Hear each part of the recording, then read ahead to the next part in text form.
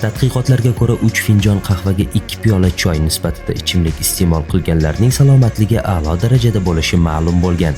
Shuningdek, oddiy ichimlik suvini muntazam ravishda iste'mol qiluvchilarning salomatlik ko'rsatkichlari yuqori darajada bo'lishi aniqlangan. Kuniga 7-8 piyola choy, qahva va suv ichib yurish yurak, qon tomiri va onkologik kasalliklar paydo bo'lishining oldini oladi. Olimlar 13 yil davomida 183 ming kishining sog'lig'i va ovqatlanishiga oid ma'lumotlarni tahlil qilib chiqishdi. 3 finjon qahvaga 2 piyola choy nisbatida ichimlik iste'mol qilganlarning salomatligi a'lo darajada bo'lishi ma'lum bo'lgan. Shuningdek, oddiy ichimlik suvini muntazam ravishda iste'mol qiluvchilarning salomatlik ko'rsatkichlari yuqori darajada bo'lishi aniqlangan.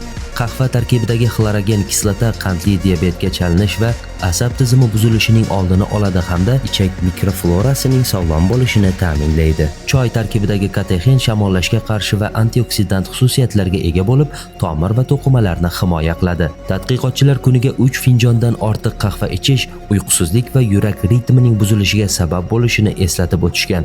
Ularning aytishicha, suvni ko'p ichish ham zararli bo'lib, tanadagi elektrolitlar muvozanatini izdan chiqarishi mumkin.